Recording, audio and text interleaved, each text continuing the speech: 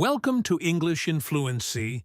I am Alex, and I am so glad you could join me today for this special deep dive into real English conversation.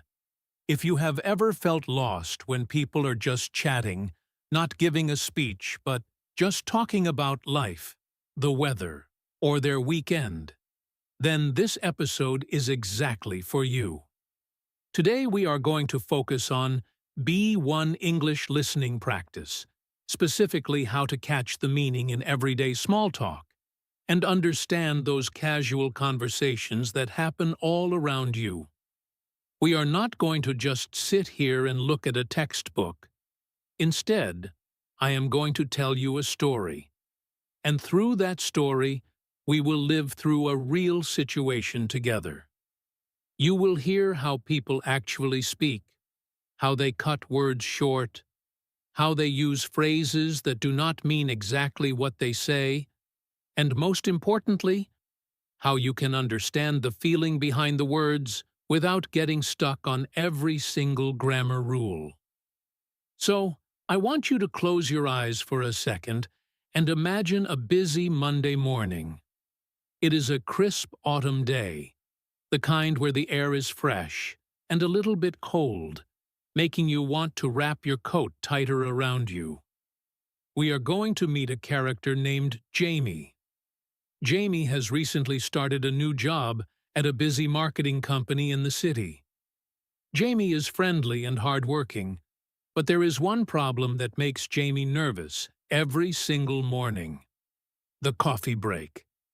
You see, in English-speaking cultures, the coffee break is not just about drinking coffee. It is a social test. It is where people make friends, where they share news, and where they relax.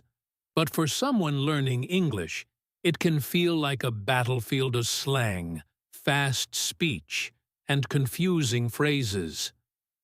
Jamie walks into the office break room holding a reusable mug, hoping to just get some hot water and maybe avoid a long conversation. But as Jamie turns the corner, there is Sam, sitting at the table with a steaming cup and a sandwich. Sam is a senior colleague, always smiling, always talking. Jamie freezes for a split second. The brain starts to panic. Should Jamie say hello? Should Jamie just walk by? But before a decision is made, Sam looks up, catches Jamie's eye, and smiles widely. This is the moment where small talk begins. Sam does not say, "Hello, Jamie. How are you doing today?" formally. No, that would be too strange for a break room. Instead, Sam leans back and says, "Hey, Jamie, how is it going? Long time no see." Now, if you are reading this, you might understand those words, but let's pause and think about what is actually happening here. Sam says, "How is it going?" This is the most common way to ask, "How are you?" in casual English. It is not a question about your journey or your movement. It is a question about your life in general. And then Sam adds, "Long time no see." This is a very common, friendly idiom used even if you only saw the person 2 days ago. It just means, "I have not talked to you in a while," and it is a perfect way to start a chat. Jamie needs to respond quickly. In casual conversation, if you wait too long, it becomes awkward.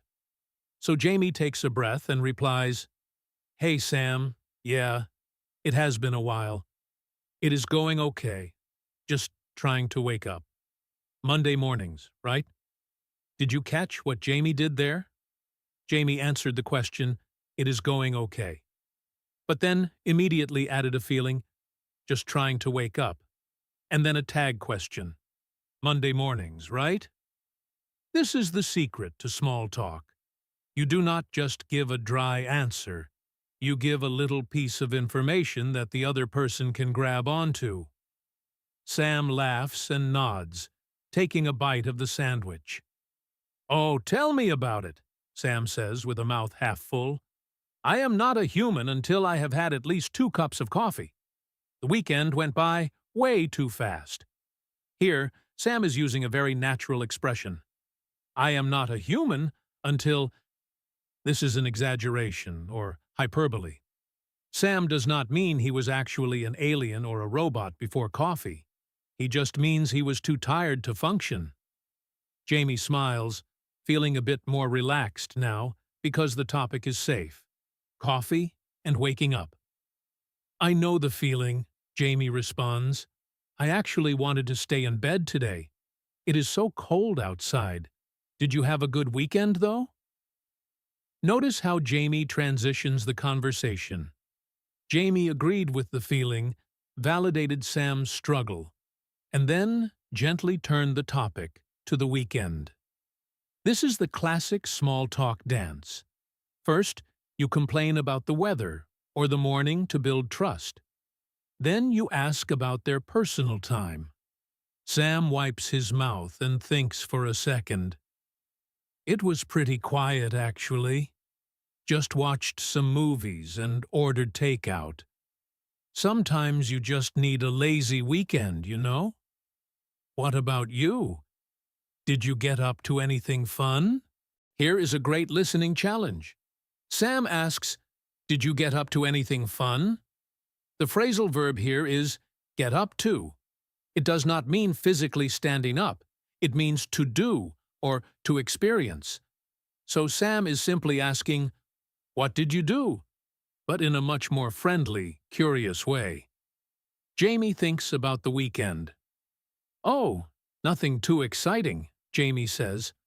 I went to visit my cousin. We went for a long walk in the park. The leaves are changing color, so it was really beautiful.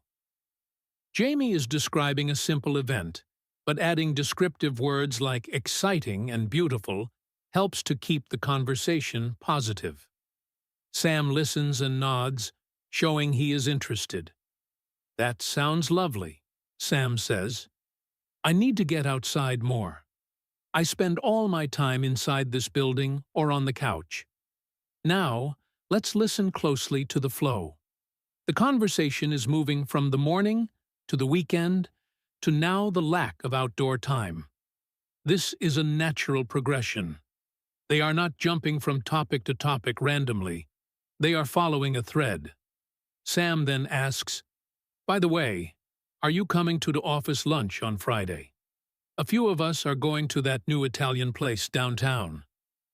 This is a very important moment. Sam is inviting Jamie to a social event. The phrase, by the way, is a bridge. It means, I want to change the topic slightly to something important. Jamie is surprised but happy. Oh, I didn't know about that, Jamie says. I would love to come. I love Italian food. Great, Sam replies, checking his watch.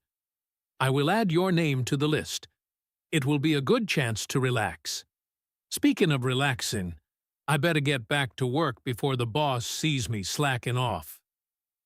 To slack off is a wonderful phrasal verb that means to not work hard, to be lazy when you are supposed to be working. Sam is joking, of course, because he was just on his break. But this shows how humor is used in small talk. Jamie laughs and says, yeah, me too. See you later, Sam. See ya, Sam says. Jamie walks back to the desk with the coffee mug, feeling a sense of victory. The conversation was short, maybe 3 minutes, but it was successful.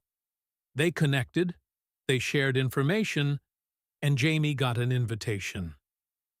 Let's take a moment to analyze what we just practiced, because this is vital for your B1 listening skills. When you are listening to a conversation like this, you cannot translate every word in your head. You have to listen for chunks of meaning.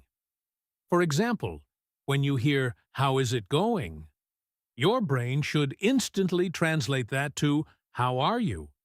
When you hear, "Did you get up to anything?" your brain should hear, "What did you do?"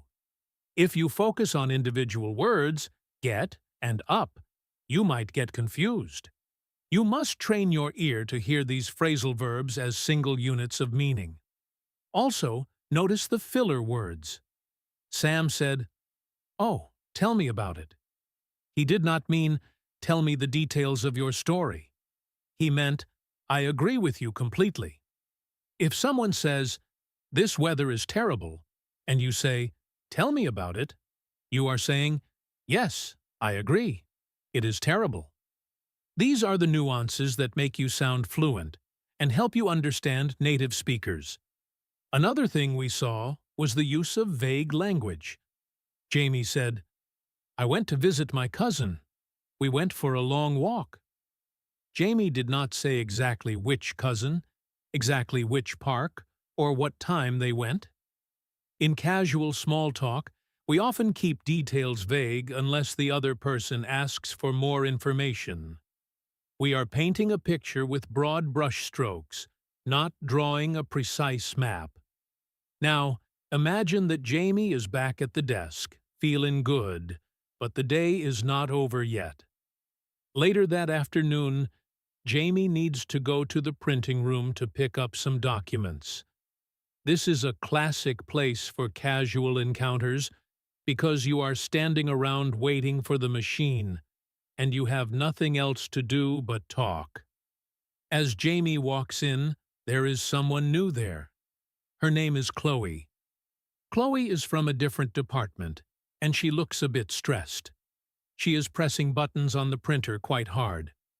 Jamie walks over and stands next to her. This is a delicate moment. Should Jamie say something? Chloe looks frustrated. Sometimes, offering a comment on a shared situation is the best way to break the ice. "Is the printer acting up again?" Jamie asks softly. This is a sympathetic question. To act up means to malfunction or not work properly. It is a very common phrase for machines or even for people when they are behaving badly. Chloe sighs and turns to Jamie. "I think so," she says. "It says there is a paper jam, but I cannot find it anywhere. Technology, right?" Here, Chloe uses "technology, right?" as a way to share her frustration without being too negative. It is a rhetorical question, expecting agreement. Jamie nods sympathetically. "I hate when that happens," Jamie says. "Do you want some help? Sometimes you just need to know where to hit it." Jamie makes a small joke about hitting the machine, which makes Chloe smile. "Please," she says, "I am worried I am going to break it if I touch it one more time." Jamie steps forward and opens the side panel. Together, they look for the paper. This is a great example of how small talk can turn into cooperative small talk. While they are looking, they continue talking. "I haven't seen you around here much," Jamie says, trying to keep the conversation light while searching for the paper. "I work in HR," Chloe explains. "I usually stay in my office. I only come out for important documents, like now." "Ah, HR," Jamie replies. "That must be a busy job." Notice how Jamie acknowledges the job, but uses a general statement. "That must be a busy job." This is a safe, polite response. It invites Chloe to complain or agree without Jamie having to know specific details about HR. Chloe laughs. "It has its moments," she says. "Mostly it is just meetings and emails. How about you? You look like you are in the creative team." Jamie is surprised. "Yeah, actually. How did you know?" "Just the style," Chloe says, pointing to Jamie's colorful notebook. "Plus, you look too relaxed to be in accounting." Jamie laughs. "I wish I was relaxed. But thanks, I guess." "Found it," Jamie says, pulling a tiny crumpled piece of paper from the rollers. "You are a lifesaver," Chloe says genuinely. "I was about to give up." "No problem," Jamie replies, closing the panel. "I think it is working now." "So," Chloe says, as the printer starts to whir and come to life, "since you saved my work, I owe you a coffee or something." Maybe we can continue this chat properly? This is a fantastic result. From a simple comment about a broken machine, a friendship is starting. Jamie smiles. I would like that, Jamie says. I am usually here around this time. Perfect, Chloe says, collecting her papers. See you tomorrow then, Jamie. See you, Chloe. Let's pause here to talk about the phrase, you are a lifesaver.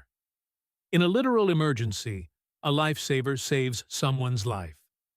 But in casual conversation, we use it for anyone who helps us out of a difficult situation, even a small one like fixing a printer. It is a high compliment.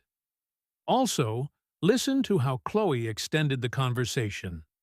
She said, "Since you saved my work, I owe you a coffee." This creates a future obligation. It ensures they will speak again. This is a key strategy in networking and making friends. You look for a reason to reconnect later. As we listen to these interactions between Jamie, Sam, and Chloe, we can see the pattern of small talk. It starts with an observation of the immediate environment, the weather, the coffee machine, the printer. Then it moves to a shared feeling, tiredness, frustration, relaxation.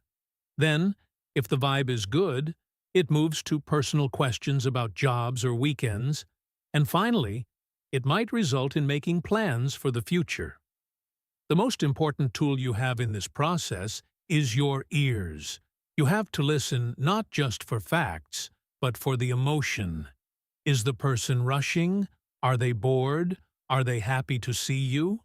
For example, when Chloe said, "I usually stay in my office," she was giving Jamie a clue. She was saying, "I am usually hidden away." Jamie picked up on that and validated it by saying HR must be busy. If Jamie had ignored that and started talking about something else, the conversation might have died.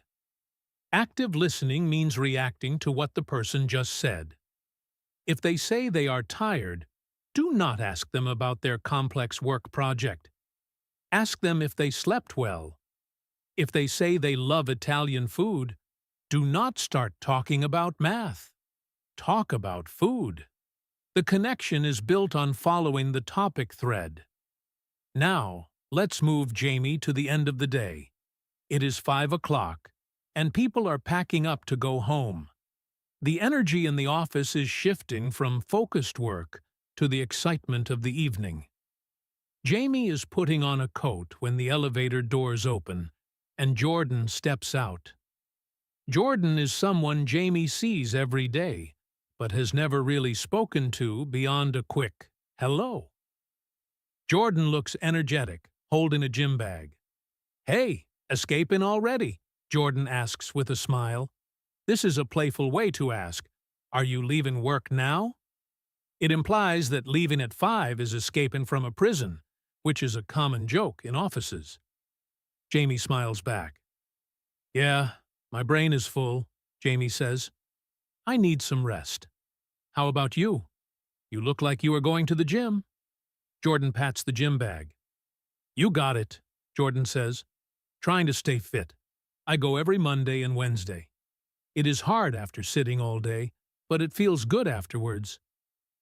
"I really should do that," Jamie admits. "I always say I will go, but then I just go home and watch TV." Jordan laughs. "That is the trap," Jordan says. "But once you get into the routine, it is easier. You should come along sometime if you want. I go to the one just around the corner. This is another invitation, but it is more casual than the lunch invitation." Jordan says, "You should come along sometime." This is a soft invitation. It is polite, but it does not have a specific date. If Jamie wants to go, Jamie has to make the effort to ask when. It is a test of interest. Jamie thinks about it. "Actually, that might be good," Jamie says. "I need to get out of the house. What time do you usually go?" "Around 6, Jordan says, "but I have to run today or I will be late." "See you later, Jamie." "Have a good workout," Jamie calls out as the doors close. In this quick exchange, we see the use of "you got it." This is an informal way of saying "you are correct" or "that is right." It is short and punchy. We also see the phrase "that is the trap." Jordan is referring to the habit of going home and watching TV instead of exercising. By calling it a trap, he makes the problem seem like a shared enemy, which brings Jamie and Jordan closer together. It makes Jamie feel like they are on the same team. If Jordan had just said, "you are lazy," Jamie would have felt bad. But by saying, "that is the trap," Jordan includes himself in the struggle, making it easier to talk about. So far, Jamie has navigated 3 different small talk situations in one day. The morning coffee chat with Sam, which was about weekends and invitations. The mid-afternoon printer rescue with Chloe, which was about solving a problem and offering help. And the end-of-day elevator chat with Jordan, which was about habits and health.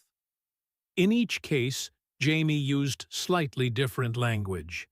With Sam, it was more about sharing feelings about the morning. With Chloe, it was about cooperation and sympathy. With Jordan, it was about encouragement and light advice. One of the hardest parts of B1 listening is understanding when people are speaking quickly and linking words together. For instance, when Jordan said, "you got it," it might have sounded like "ya got it." When Sam said, "tell me about it," it might have sounded like "tell me about it." As you practice, you need to get used to the rhythm of English. English is a stress-timed language, which means we stress the important words and rush through the small ones. The small words like to, at, it, and often get swallowed up by the sounds around them. If you try to hear every letter, you will miss the meaning. Instead, focus on the stressed words. In the sentence, "I am going to the gym," the stressed words are going, gym. The rest is just connection. Let's revisit the printer scene for a moment to look at another detail. When Jamie first walked in, Jamie did not say, "Hello, what is your name?" That would be too direct. Jamie started with a comment on the situation. "Is the printer acting up?" This is called a situational comment. It is the safest and most natural way to start a conversation with a stranger. You talk about the thing that is happening right in front of both of you. It could be the line at the supermarket, the traffic on the street, or the rain falling from the sky. By talking about the external situation, you avoid the pressure of talking about yourself immediately. You build a bridge with the other person over a shared experience.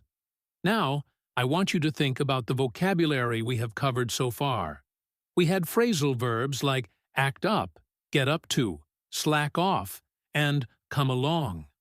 We had idioms like long time no see, tell me about it, and that is the trap. We had vague language like it has its moments and technology, right? All of these are the building blocks of fluent casual speech. If you can recognize these when you hear them, your understanding will skyrocket. You won't be translating word for word. You will be understanding the message. Let's continue Jamie's story. It is now Tuesday. Jamie walks into the office feeling a bit more confident after the successes of Monday. But today, the atmosphere is different. Everyone is rushing around. There is a big deadline coming up. Jamie goes to the kitchen to fill a water bottle and finds Sam there again. But today, Sam is not smiling. Sam is on the phone, looking serious. Jamie pauses, not wanting to interrupt. Sam finishes the call, sighs loudly, and rubs his forehead. Jamie decides to approach gently. "Everything okay, Sam?" Jamie asks. The tone is lower, softer than yesterday. Sam looks up, startled for a second, then relaxes when he sees it is Jamie. "Oh, hey, Jamie," Sam says, his voice sounding tired. "Yeah, just a bit of a stressful morning. One of our clients is unhappy with the new designs." Jamie leans against the counter, giving Sam space but showing willingness to listen. "That sounds tough," Jamie says. "Is there anything you can do?" Sam shakes his head. "Not really. We just have to fix it. It is just one of those days, you know?" One of those days is a very common phrase meaning a day where everything goes wrong. It implies that the problems are not Sam's fault, just bad luck or bad circumstances. "I hear you," Jamie replies. "I had a day like that last week. I just wanted to go home and hide under a blanket." Sam chuckles, a small bit of light returning to his face. "Exactly. A blanket and a good movie. That is the cure for everything." "Well," Jamie says, checking the time, "I hope the afternoon gets better for you. Good luck with the client." "Thanks, Jamie," Sam says. "I appreciate it. Catch you later." This conversation was much shorter and more serious than the one on Monday. Jamie had to read the room. If Jamie had started joking about the weather or asking about the weekend, Sam would have been annoyed. Jamie saw that Sam was stressed and matched the energy. The greeting was a simple, "Everything okay?" instead of, "How is it going?" The vocabulary shifted to words like stressful, unhappy, and fix. This is a crucial part of listening comprehension. You must listen to the tone of voice. Is it high and energetic? Is it low and flat? The tone tells you what kind of response is appropriate. Later that day, Jamie is in the elevator again. This time, Jamie is with two other colleagues, a man named David and a woman named Priya. They are chatting about a TV show that everyone is watching. Jamie has heard of the show, but has not seen it. This is a very common situation, being excluded from a conversation because of a lack of shared knowledge. How do you participate? David is saying, "I can't believe he killed off the main character. I was so shocked." Priya nods. "Me too. I thought they were going to get married." Jamie stands there quietly. This is the moment where many learners freeze. But Jamie decides to use a strategy, asking for information without looking stupid. Instead of saying, "I don't know what you are talking about," Jamie asks a general question. "Is this the new show everyone is talking about?" Jamie asks. David and Priya stop and look at Jamie. "Oh yeah," David says. "It is called Dark Horizons. Have you seen it?" "Not yet," Jamie admits. "But I have heard a lot about it. Is it worth watching?" Priya jumps in. "Definitely. It is a bit scary, but the story is amazing." Notice how Jamie turned the conversation from specific details they didn't know to a general opinion question. Is it worth watching? This allows David and Priya to sell the show to Jamie. They feel like experts, and Jamie gets included in the chat. "I might have to check it out this weekend," Jamie says. "I need a new show to binge-watch." Binge-watch means to watch many episodes in a row, very quickly. Priya laughs. "Warning, once you start, you won't stop. We were up until 2 a.m. watching it last night." "That sounds dangerous for my sleep schedule," Jamie jokes, "but maybe I will risk it." The elevator doors open, and they all step out. "Have a good one," David says. "You too," Jamie replies. Jamie successfully navigated a conversation about a topic they knew nothing about. simply by admitting it and asking for an opinion. This is a powerful skill. You do not need to know everything. You just need to be curious. People love sharing their opinions. If you let them talk, they will think you are a great conversationalist, even if you only said a few sentences. Let's analyze the language used here. I can't believe he killed off the main character. To kill off a character means for the writer to make them die in the story. I was so shocked. Shocked is a strong emotion word. Is it worth watching? This is a very useful phrase for recommendations. You can use it for movies, books, restaurants, or apps. Binge watch is a modern term essential for talking about TV. That sounds dangerous for my sleep schedule. Jamie uses humor here, exaggerating the danger of staying up late to bond with the colleagues. As Jamie walks to the bus stop after work, Jamie reflects on the day. Even though it was a stressful day for the office, Jamie managed to connect with people. Jamie realized that listening is not just about hearing words. It is about hearing the need of the other person. Sam needed sympathy, so Jamie gave sympathy. David and Priya wanted to share their excitement, so Jamie asked a question that let them share. Chloe needed help, so Jamie offered assistance. Small talk is actually a series of small social acts of kindness. When you understand this, the pressure disappears. You are not performing. You are just connecting. Now, I want to give you some practice prompts based on what we have heard so far. Imagine you are in a cafe. The barista gives you your coffee and says, "Here you go. Have a good one." How do you respond? You could say, "Thanks, you too." Simple and effective. Now imagine a colleague drops a stack of papers on the floor. You help them pick them up. What do you say? You might say, "Oh no, let me help you with that." And they might say, "Thanks so much. It is one of those days." You now know exactly what they mean. You can reply, "I know the feeling." Let's go back to our story. It is Wednesday. Jamie arrives at the office and sees a sign on the break room door. Annual office bake sale today. Jamie loves baking, but is nervous about bringing something in. However, Jamie brought some cookies from home. Walking into the break room, there is a table full of cakes, pies, and cookies. A crowd is gathered around. Chloe is there, tasting a brownie. She spots Jamie. "Hey, Jamie," she calls out. "You have to try these brownies. They are amazing."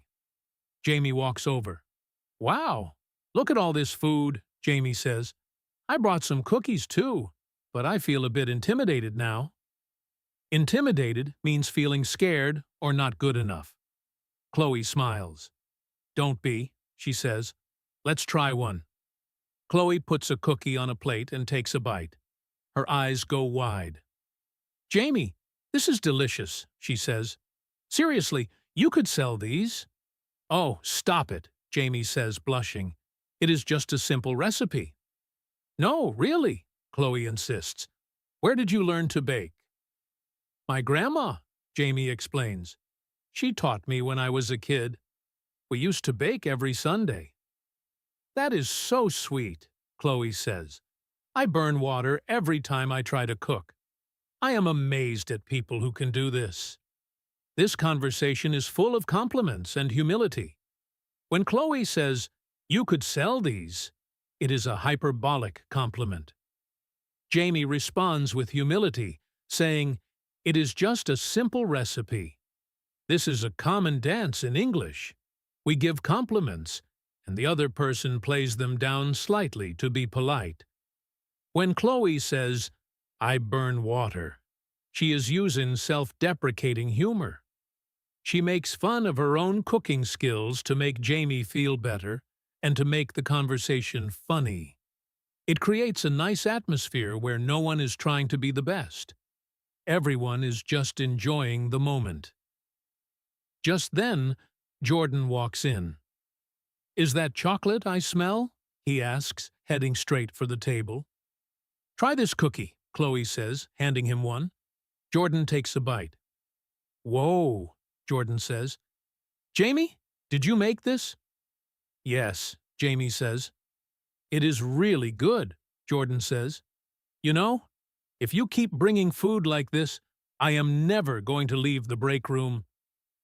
"I think that is called slacking off, Jordan," Jamie jokes, referencing the phrase Sam used on Monday. Jordan laughs. "Touché," he says.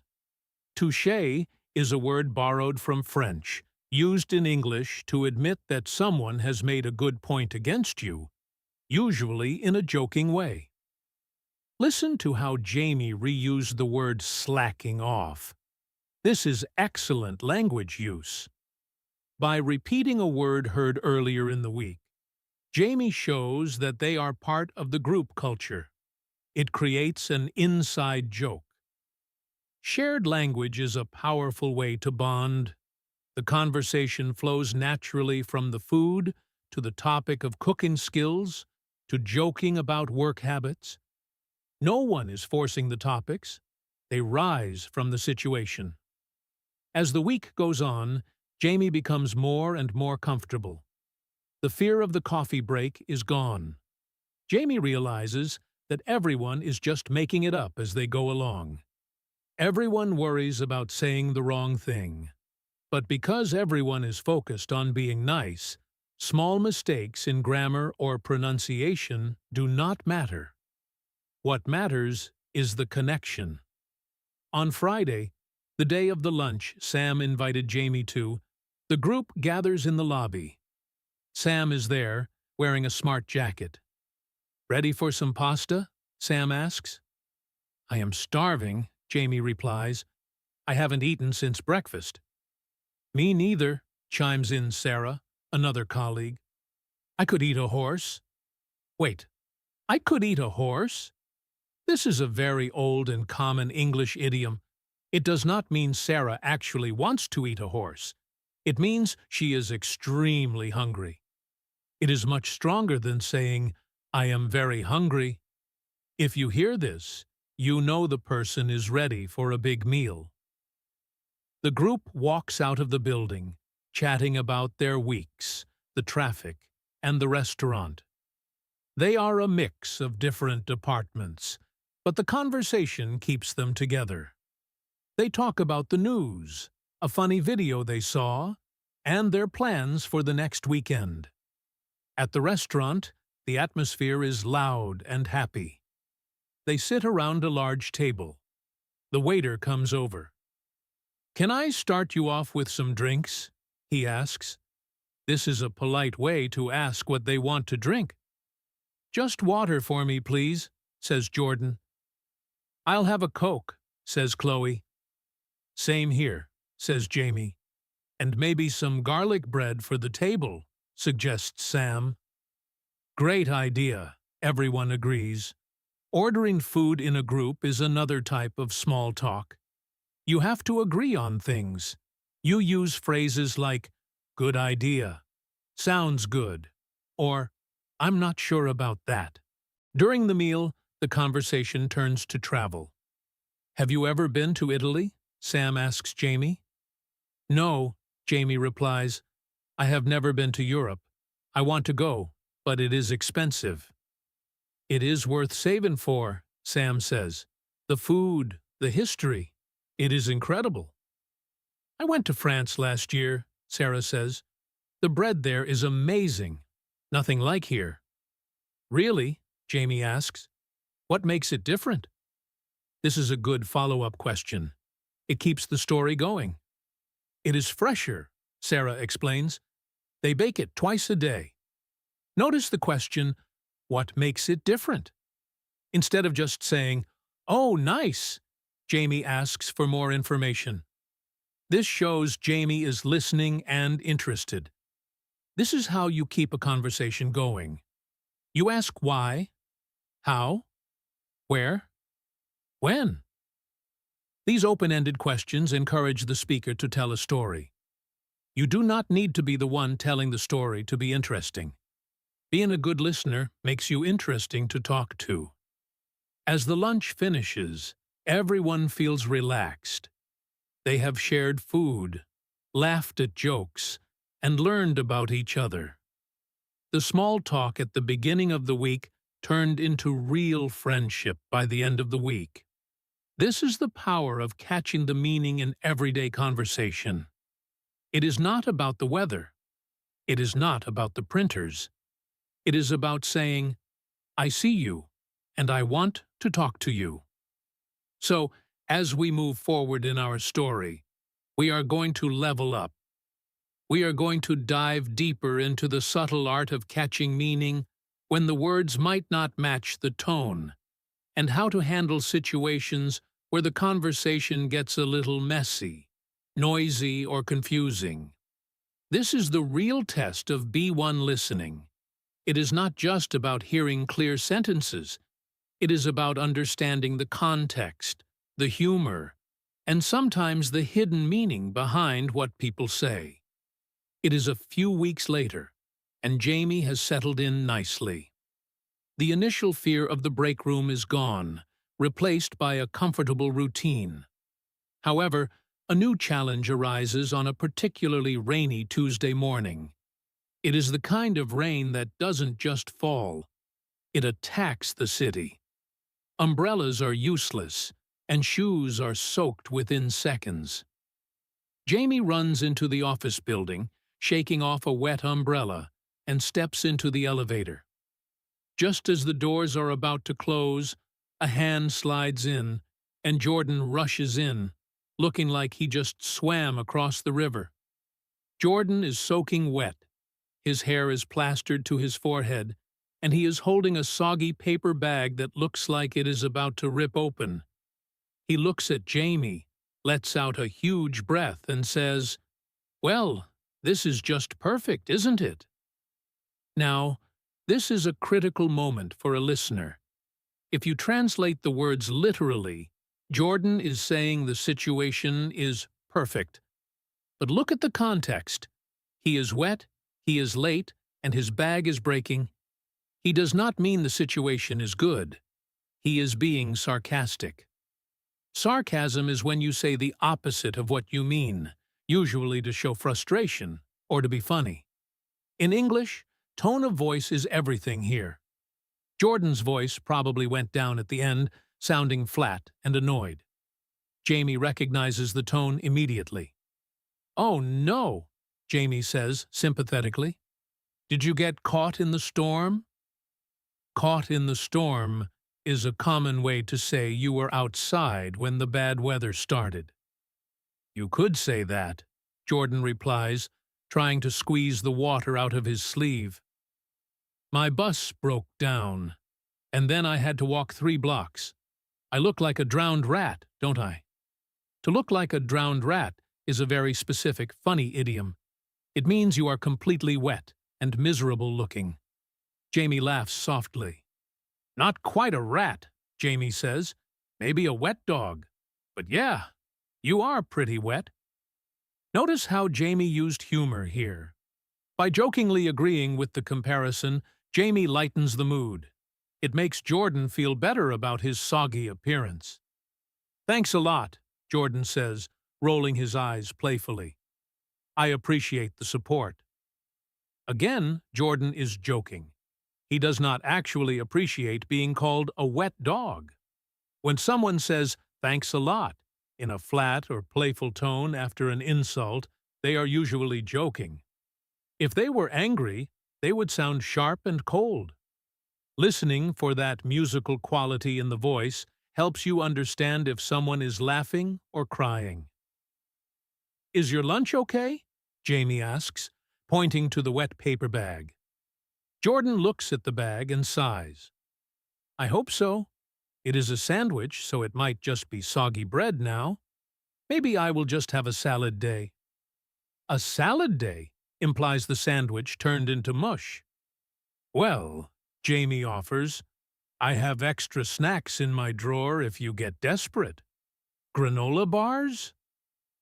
You are a lifesaver, Jamie, Jordan says as the elevator doors open. I might take you up on that. This interaction shows us how quickly casual English can shift from complaints to jokes to offers of help. It happened in less than a minute. To follow along, you have to keep up with the changing emotions. First, it was frustration. Then it was self-deprecation, making fun of oneself. Then it was gratitude. If you are still translating word for word in your head, you will miss the emotional switch. Later that morning, Jamie is sitting at the desk when an email pops up. It is from Sam, inviting the team to a quick sync in the meeting room. The word sync is short for synchronization.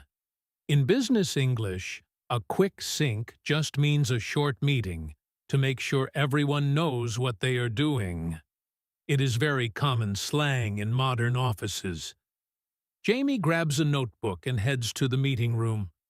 When Jamie gets there, the atmosphere is a bit tense. The boss, a woman named Mrs. Higgins, is standing at the front of the room. She is known for being very professional and speaking very fast. "All right, everyone," Mrs. Higgins says, clapping her hands together. "Let's get the ball rolling. We have a lot to cover today." "Let's get the ball rolling" is an idiom that means "let's start" or "let's begin." It creates an image of starting a movement. "As you know," she continues, pointing to a chart on the screen, "our numbers for last month were a bit disappointing. We need to step up our game." Here is a great phrase, "step up our game." It means to improve performance or work harder. It comes from sports. If a team is playing badly, the coach tells them to step up their game. In a business context, it means work better. Jamie listens carefully, taking notes. Mrs. Higgins looks at Sam. "Sam, I need you to touch base with the design team by Friday. We cannot afford to miss another deadline." Touch base is another classic business idiom. It originally comes from baseball, where a player has to touch the base to be safe. In conversation, it simply means to contact or to talk to briefly. She isn't asking Sam to visit the design team physically. She just wants him to talk to them. Sam nods. "Will do, Mrs. Higgins. I will loop them in." Loop them in means to include them in the conversation or the email loop. It is like drawing a circle around everyone who needs to know. Jamie is processing all of these specific expressions. They are not standard textbook English, but they are standard workplace English. If Jamie heard touch base and thought about baseball, Jamie might get confused. Jamie has to know that these are just fixed phrases meaning communicate. After the meeting, everyone files out of the room, looking a little serious. Jamie walks next to Sam. "That sounded intense," Jamie says cautiously. Sam blows out a puff of air. "Yeah, she wasn't messing around. We really need to get those numbers up." To mess around means to joke or waste time. Sam is saying the boss was very serious. "Do you need any help?" Jamie asks. "I am pretty good with spreadsheets if you need data entry." Sam looks at Jamie with relief. "Actually, that would be amazing. I am swamped." Swamped is a fantastic word for B1 learners. A swamp is a wet, muddy area. If you are swamped, you feel like you are stuck in the mud, buried by too much work. It means you are extremely busy. "I can come by your desk this afternoon," Jamie offers. "You are a star," Sam says. "Thanks, Jamie." This scene in the meeting room highlights a different type of listening. Professional listening. The language is more formal, but it still uses idioms and metaphors. To understand Mrs. Higgins, Jamie had to filter out the stress in her voice and focus on the action verbs. Step up, touch base, loop in. These are the actionable parts of the sentence. The rest is just decoration. Let's move to the lunch break. The rain has stopped, but the sky is still gray. Jamie goes to the cafeteria with Chloe and David. The cafeteria is noisy today. There is a clattering of trays, people shouting orders, and the hiss of the coffee machine. This creates a very realistic listening challenge. Background noise. They sit down at a round table with their trays. David is excited about something. He is leaning forward, speaking quickly. "So," David says, "I was telling Chloe about this new app I found. It helps you organize your photos. You know how I have thousands of pictures on my phone?" Chloe nods. "Yeah, it is a mess." "Right?" David continues. "So this app, it uses AI to delete the blurry ones and sort the rest by date. It is a total game changer." A game changer is something that completely alters a situation, usually making it much better. "Is it free?" Jamie asks, leaning in because it is hard to hear. "That is the best part," David shouts over the noise of a dropped tray nearby. "It is free for the first month, and then it is like $5 a month. Peanuts." Peanuts is a slang term for a very small amount of money. "So, I downloaded it last night," David goes on, "and I cleaned up my entire phone in an hour. I highly recommend it." "I might check it out," Jamie says. "My phone is always saying storage full. It is so annoying." Chloe laughs. "Mine too. I keep having to delete apps to make space for new photos. It is a vicious cycle." A vicious cycle is a sequence of events where bad things lead to more bad things. You take photos, you run out of space, you delete apps, you download apps to take more photos, and you run out of space again. "Exactly," David says.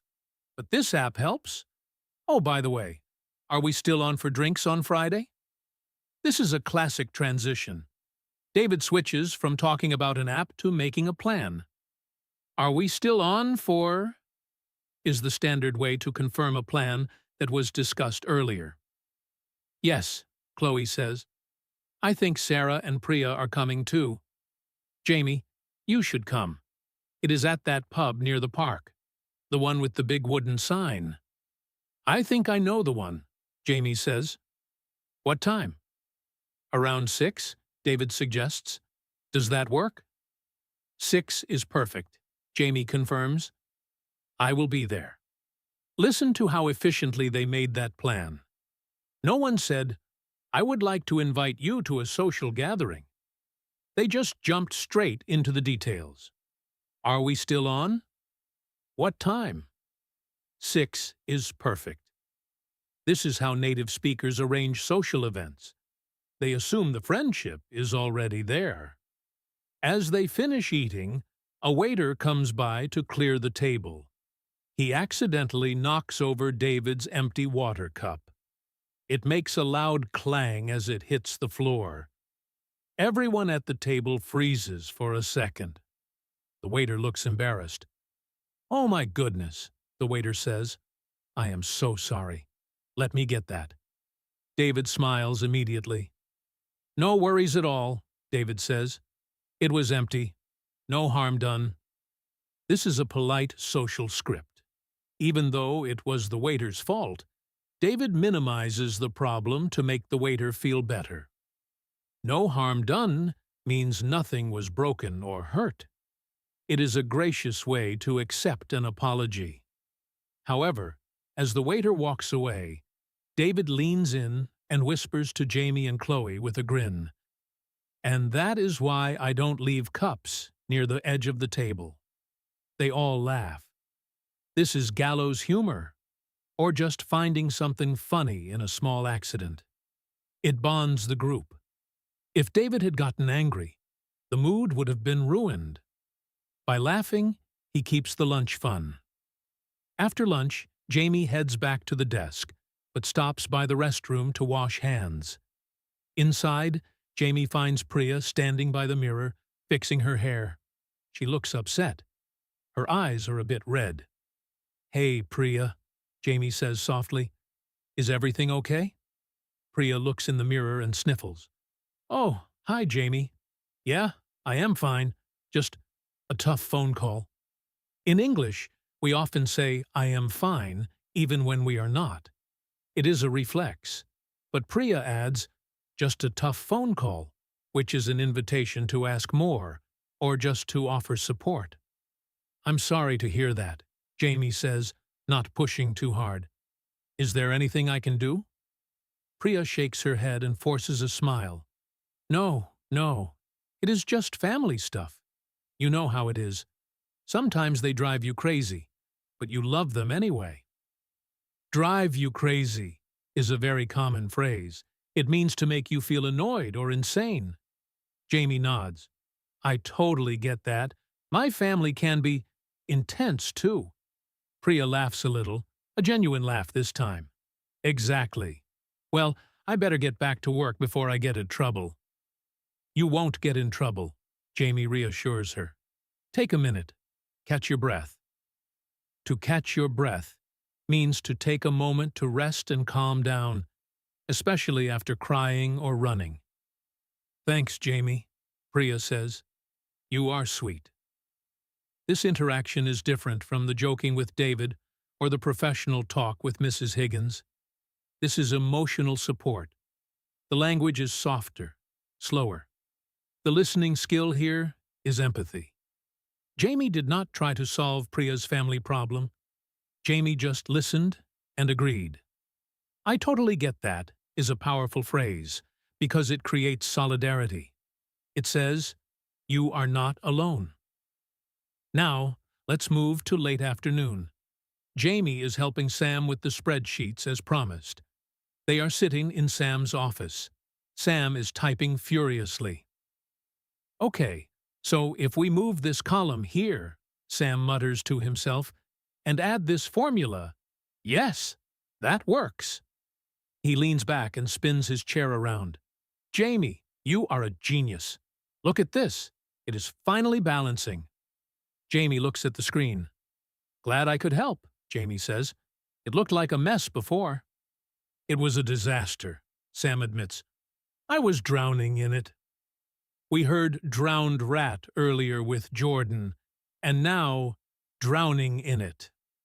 Sam is using water metaphors to describe being overwhelmed by work. English speakers love metaphors. It makes the feeling more vivid. "So," Sam says, changing the subject to something lighter. "Are you ready for Friday night? I heard David talking about the pub." Jamie smiles. "Yeah, I am going. It should be fun." "Good," Sam says. "You know, it is nice having you around, Jamie. You fit in well." Fit in means to feel comfortable with a group of people and be accepted by them. This is a huge compliment for a new employee. It means Jamie has passed the social test. "Thanks, Sam," Jamie says, feeling warm inside. "That means a lot. Everyone has been really welcoming." Sam stands up and stretches. "Well, I don't know about you, but my brain is fried for the day. I need sugar." When your brain is fried, it means you are mentally exhausted, like an egg that has been cooked in a pan. "I think there might be some donuts left in the kitchen," Jamie suggests. "Donuts?" Sam's eyes light up. "Lead the way." As they walk to the kitchen, they run into Jordan, who is now dry and looks much happier. "Hey guys," Jordan says, "heading for a sugar rush?"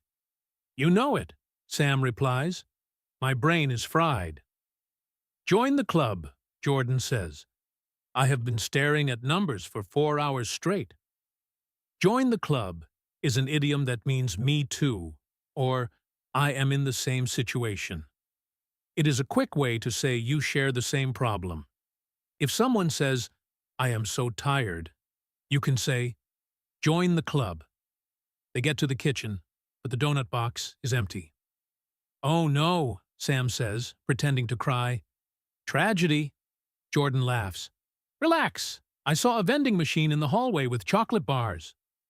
Sold, Sam says. To the vending machine. This short dialogue shows how friends communicate with very few words.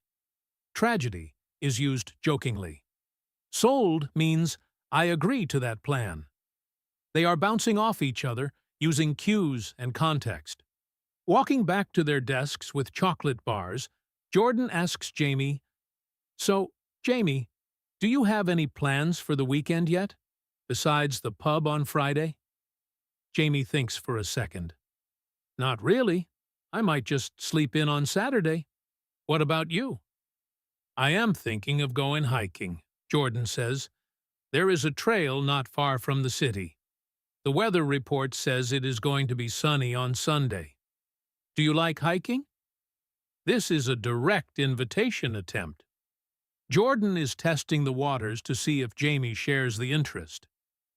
I haven't been hiking in a long time, Jamie says honestly, but I used to enjoy it. Is it a hard walk? Not too hard, Jordan assures him. Just a nice walk in the woods, fresh air, no emails. It is great. If you are interested, you are welcome to come. We could drive there early Sunday morning. Jamie hesitates. It sounds nice, but Sunday morning is usually for sleep-in late. However, Jamie remembers the goal of fitting in and making friends. You know what? Jamie says. That actually sounds really nice. I would love to go. Excellent, Jordan says, sounding genuinely pleased. I will text you the details. We can grab breakfast on the way. Grab breakfast is another casual phrase. It means to get food quickly, often to take away. It is the opposite of a sit-down formal meal. Sounds like a plan, Jamie says. They part ways, and Jamie sits down at the desk, feeling happy. Jamie now has plans for Friday night with the group and Sunday morning with Jordan. The small talk is turning into a real social life. Let's pause here to analyze the listening skills we just practiced in this part of the story. We looked at sarcasm, when Jordan said the rain was perfect. We looked at business idioms like touch base and step up your game. We practiced listening in noisy environments, like the cafeteria, where you have to focus on the speaker's voice and ignore the background clatter. We also practiced listening to emotional cues, like when Priya was upset. In that case, the words "I am fine" were less important than the tone of her voice. We also saw how invitations are layered. Sometimes they are vague, like, we should hang out. Sometimes they are specific, like, join the club or grab breakfast. As a listener, you have to judge the level of commitment. When Sam said, lead the way to the donuts, it was a mini agreement. When Jordan asked about hiking, it was a macro agreement for a future event. Understanding the difference between a fleeting comment and a solid plan is a key part of B1 fluency. Another thing we noticed was the use of metaphors. English speakers use them constantly. My brain is fried. Drowning in work. Step up your game. Drowned rat. If you try to visualize these literally, you might get confused.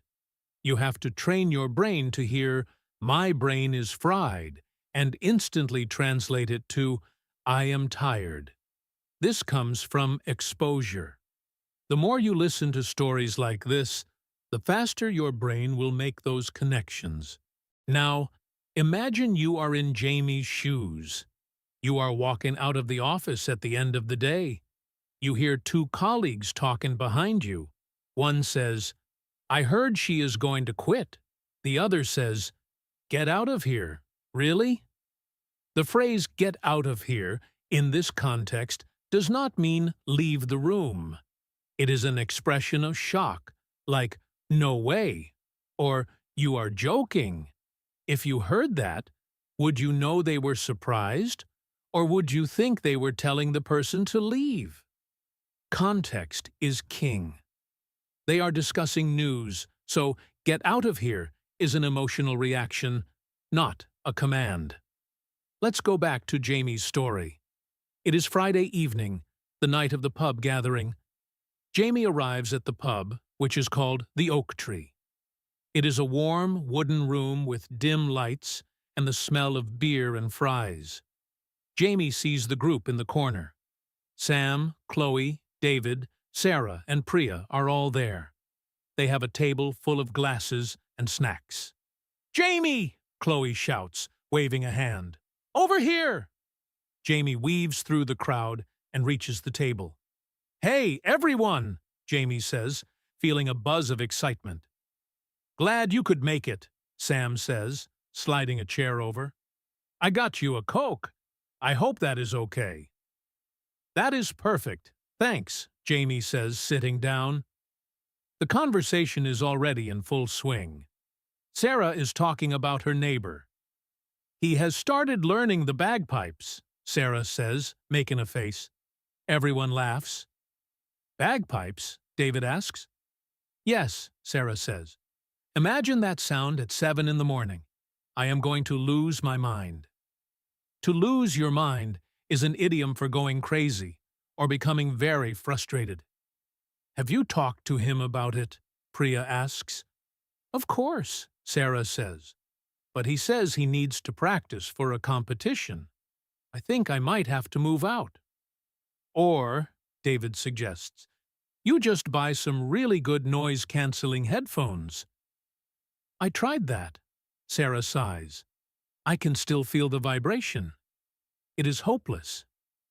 "That is rough," Jordan says, putting a hand on Sarah's shoulder.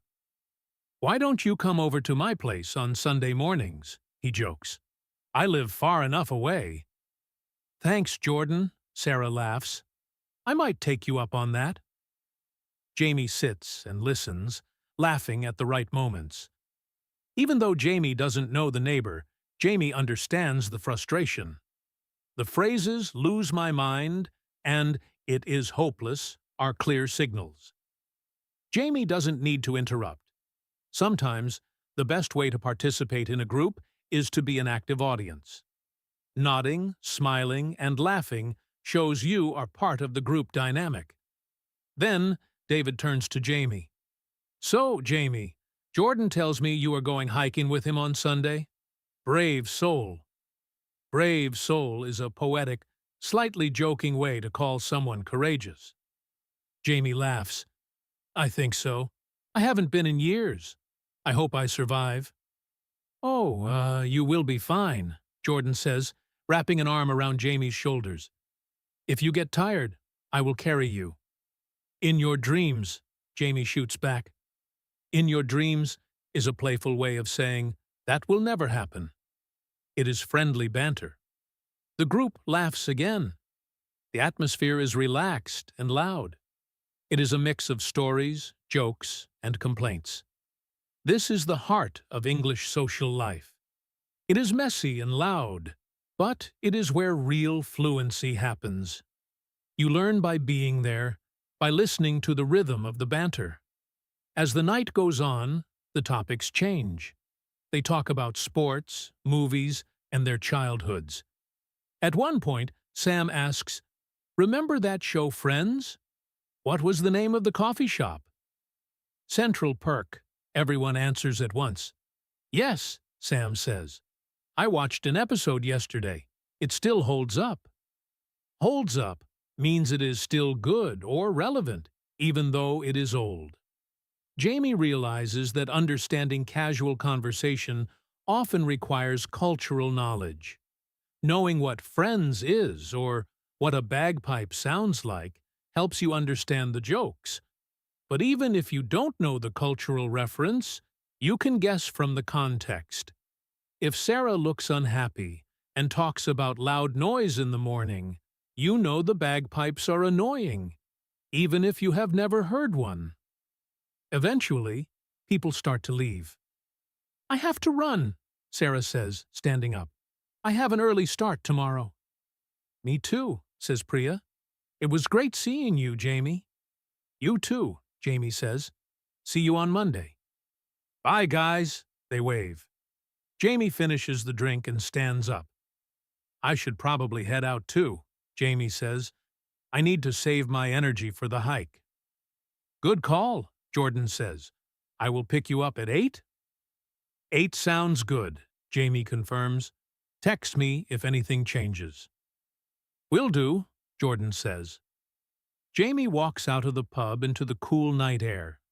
The streetlights are reflecting on the wet pavement. It has been a good week. Jamie feels connected. The key was listening. Not just to the grammar, but to the people. Jamie listened to Sam's stress, Jordan's jokes, Chloe's support, and Sarah's complaints. And by listening, Jamie found the right things to say. So, as we move into the final part of our journey, we will explore how to handle misunderstandings when things go wrong, how to say goodbye like a native speaker, and how to use slang in a way that sounds natural, not forced. We will see Jamie face one final challenge, a situation where listening is the only way to save a friendship and a plan. So, let's jump right back into the story on a bright Sunday morning, the day of the hiking trip Jamie agreed to with Jordan. The sun is shining, a stark contrast to the rainy week they have had. Jordan pulls up outside Jamie's apartment building in his Jeep, honking the horn twice. 2 short beeps. This is a casual signal meaning, I am here. Jamie runs down the stairs, backpack on shoulders, feeling a mix of excitement and nervousness. Jamie gets into the passenger seat. Morning, Jordan says, looking energetic with his sunglasses on. Ready to conquer the mountain? Conquer the mountain is an enthusiastic way of saying they are going to climb it. I think so, Jamie replies, buckling the seatbelt. I brought plenty of water and snacks, just in case. Good thinking, Jordan says, backing out of the driveway. We are going to need the energy. As they drive out of the city, the conversation flows easily. They talk about music, turning up the radio when a popular song comes on. They shout the lyrics together. This is a bonding experience that doesn't require complex grammar, just shared energy. I love this song, Jamie yells over the music. Me too, Jordan shouts back. It is a classic. They drive for about an hour until the city skyline is replaced by green trees and blue skies. They arrive at the trailhead parking lot. It is surprisingly crowded. Wow, Jamie observes, looking at all the cars. I didn't think it would be this busy. Yeah, everyone had the same idea as us, Jordan says, finding a parking spot. It is going to be packed on the trail. Packed is a very common slang term for very full or crowded. You can say a bus is packed, a restaurant is packed, or a schedule is packed. They get out of the car, adjust their backpacks, and start walking toward the trail entrance. The air smells of pine and damp earth. The hike starts off easy. The path is flat and wide. They walk side by side. So, Jordan begins, breathing steadily. How are you finding the job so far? You have been there a month now, right? Yeah, about a month, Jamie replies, stepping over a tree root. It is better than I expected. The work is hard, but the people make it fun. I feel like I am actually part of the team now. That is awesome, Jordan says. It took me a while to settle in, too, when I first started. Everyone seemed so busy. I felt like a ghost for the first few weeks. Ghost here is a metaphor for someone who is present, but unnoticed or ignored. It is a vivid way to describe feeling lonely in a busy place. I felt a bit like that at first, Jamie admits, but small talk really helps. Even just talking about the weather or the weekend makes you feel less invisible. Exactly, Jordan agrees. It is the small things that count. As they get higher up the mountain, the trail becomes steeper and narrower. The conversation stops for a while as they focus on their breathing and footing. This is important to note. In casual conversation, it is perfectly okay to have silence. You do not need to fill every second with words. Walking together in silence is a comfortable way to be with someone. After about 20 minutes of steep climbing, they reach a clearing with a bench. Jordan flops down on the bench, wiping sweat from his forehead. Phew! Jordan exhales loudly. I am beat. Let's take 5. Take 5 is a casual idiom that comes from the film industry. It means take a break for 5 minutes. Jamie sits down, drinking some water. I am not sure if beat covers it, Jamie says, panting slightly. My legs are burning. It is a good burn, though, Jordan laughs. Look at that view. They look out over the valley. The view is stunning. It is beautiful, Jamie says. I am glad you talked me into coming. I told you, Jordan says, nudging Jamie's elbow playfully. It is worth the sweat. While they are resting, another hiker walks past them with a big dog.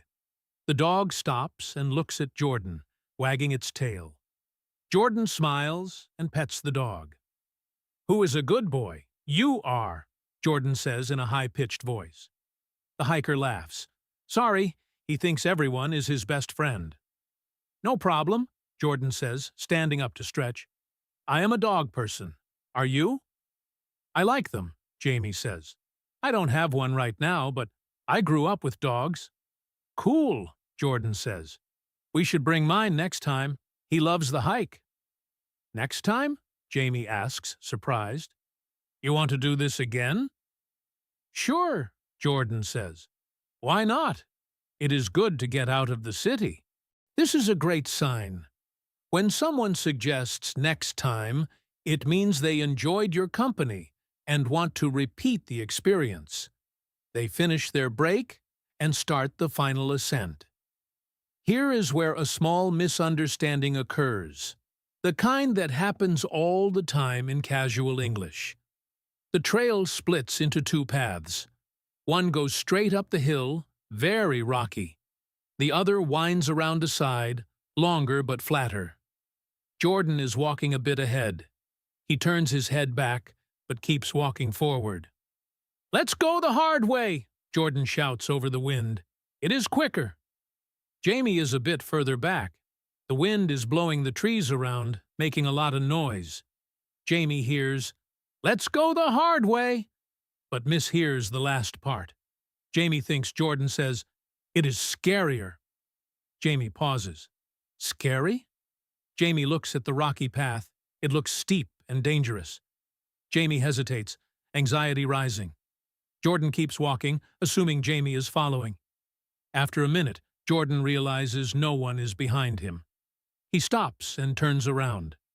Jamie is standing at the fork in the road, looking confused. Jordan jogs back down the rocky path a few steps. Jamie, you coming? He asks. Jamie looks up. You said it was scarier? Jamie asks, voice shaky. Jordan looks confused, then bursts out laughing. What? No! I said it is quicker, with a Q. Quicker, Jamie repeats, then realizes the mistake. Oh, quicker, not scarier. They both start laughing. My bad, Jamie says, shaking hands in the air.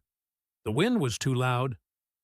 My bad is a very popular slang phrase for my mistake. It is casual and quick. Don't worry about it, Jordan says, still smiling. The hard way is quicker, but if you are scared, we can take the long way. Jamie looks at the hard path again.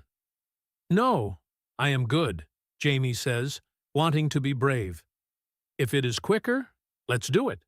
I don't want to be a chicken. Chicken is a common term for someone who is afraid. You are not a chicken, Jordan says. Come on, follow me. I will go slow. This interaction is a perfect example of how to handle a misunderstanding. Jamie admitted what he heard, scarier, and Jordan clarified what he said, quicker. They didn't get angry or embarrassed. They just laughed and fixed it. In B1 listening, misunderstandings will happen. The key is not to panic. You just say, "Did you say?" Or, "I thought you said." They finish the hike, reaching the summit. The sense of accomplishment is huge.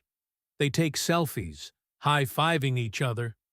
A high five is when two people slap their hands together in the air to celebrate success. The drive back is quiet. They are both tired, but it is a comfortable, happy tiredness. Best Sunday ever, Jordan says, as he drops Jamie off at home. Thanks for coming, Jamie. Thanks for the invite, Jamie says. See you tomorrow. Monday morning arrives.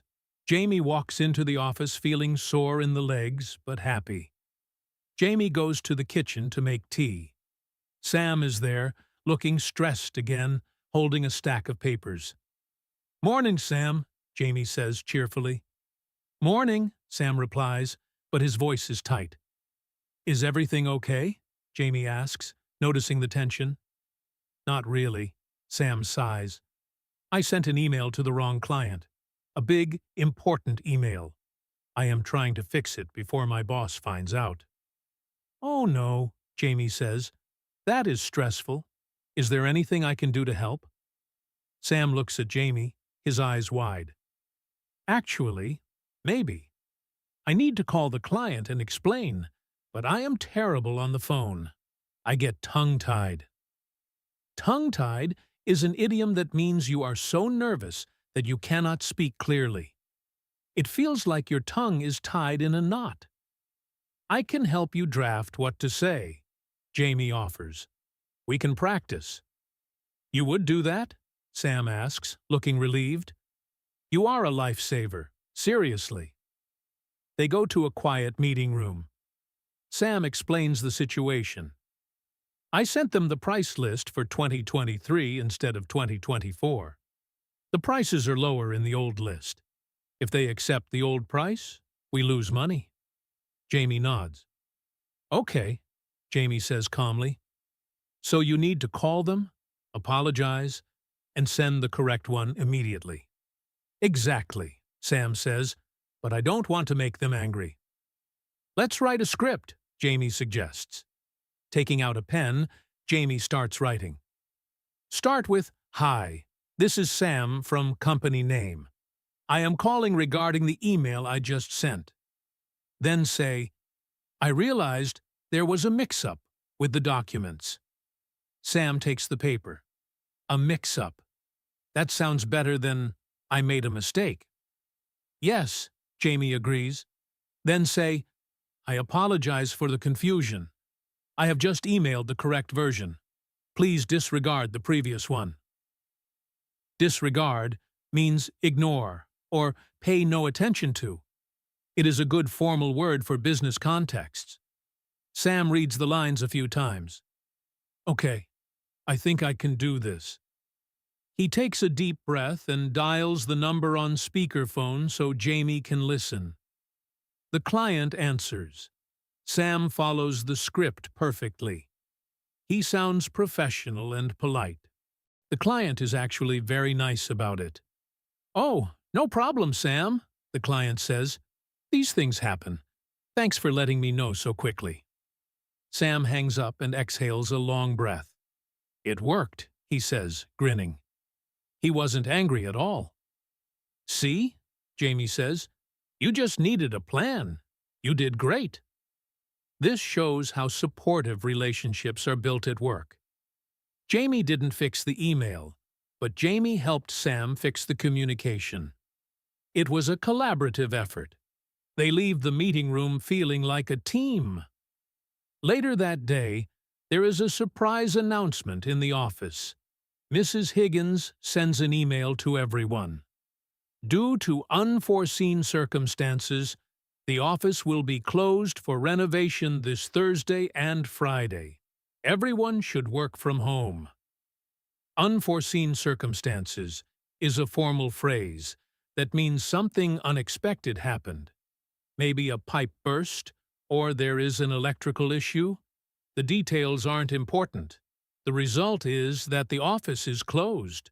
The reaction in the office is mixed. Some people cheer, happy to work in their pajamas. Others groan because they like seeing their colleagues. Jamie finds Chloe in the hallway. "Did you see the email?" Chloe asks. "Yes," Jamie says. "Working from home sounds nice." "It does," Chloe agrees, "but I will miss our coffee chats. It gets lonely at home." "Well," Jamie suggests, "we could do a virtual coffee break, like a video call?" "That is a great idea," Chloe says. "Let's do it. 11 o'clock on Thursday?" "It's a date," Jamie says. "It's a date" is a friendly, idiomatic way to confirm a plan. It doesn't mean a romantic date. It just means the plan is confirmed. As the week progresses, Jamie receives a piece of news that changes everything. Jamie gets a phone call from family in another city. There is a family emergency, and Jamie needs to leave town for a few weeks, possibly longer. Jamie is devastated. Jamie has just started to feel at home here. The next morning, Jamie walks into the office with a heavy heart. Jamie finds Sam and Jordan in the break room. "Hey, Jamie," Jordan says. "You look quiet today. Everything okay?" Jamie takes a deep breath. "Actually, I have some news," Jamie starts. "I have to go back to my hometown for a while. My mom is sick, and I need to help take care of her."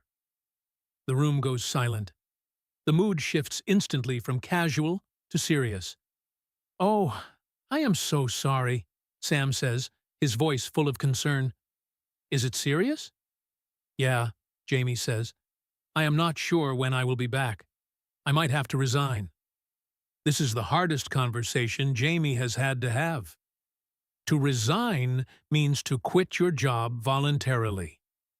Sam and Jordan look at each other. They don't know what to say at first.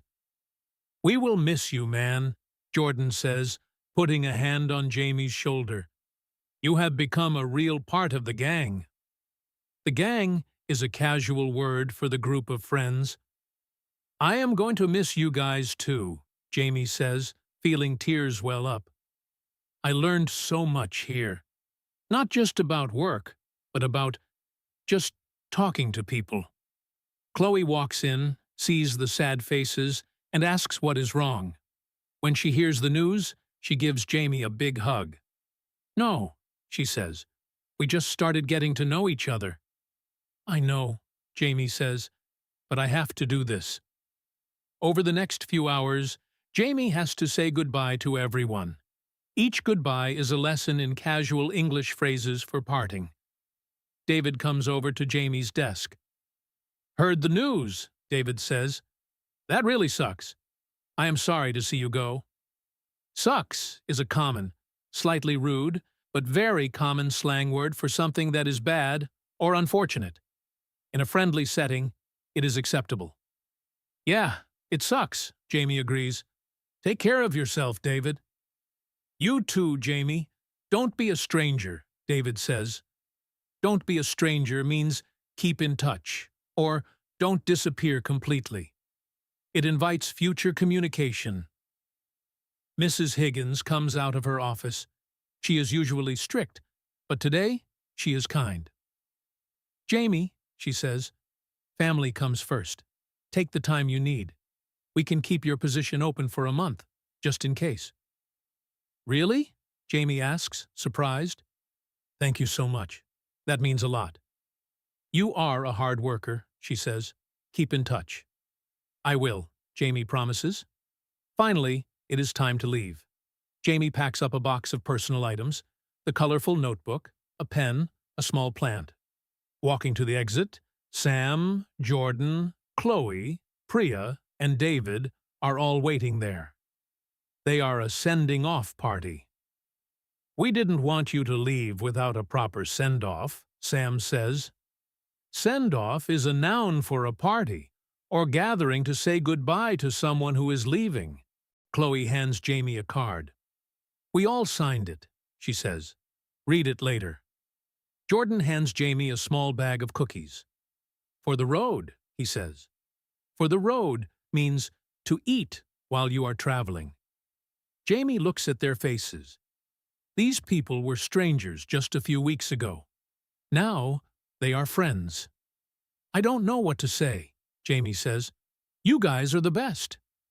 "Just go take care of your mom," Sam says, "and text us.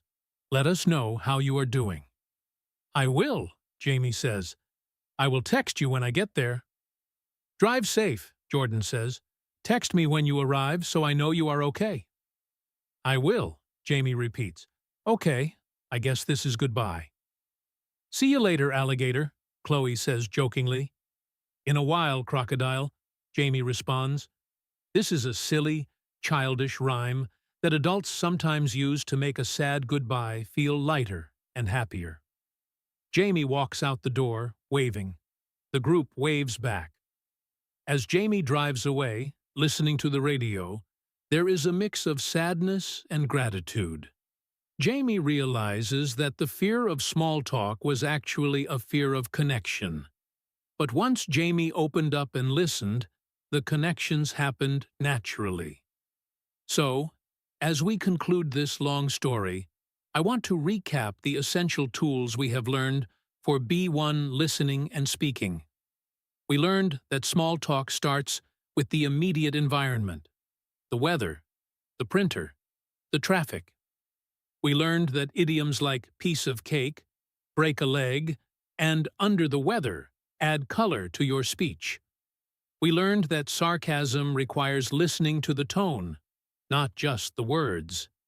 We learned that "my bad" is the best way to admit a small mistake, and "don't be a stranger" is the best way to say goodbye. We also saw that listening is an active sport. You have to listen for the feeling. When Sam was stressed, Jamie offered help. When Jordan was excited, Jamie shared the excitement. When Priya was sad, Jamie offered comfort. You match the energy of the person you are talking to. That is the secret to fluency. It is not about perfect grammar. It is about perfect empathy. If you want to practice, try to think about your own day. Did you have a small talk moment? Maybe with a cashier, a neighbor, or a colleague. What did they say? Did they use an idiom? Did they use sarcasm? If you missed it, that is okay. Next time, you will be ready.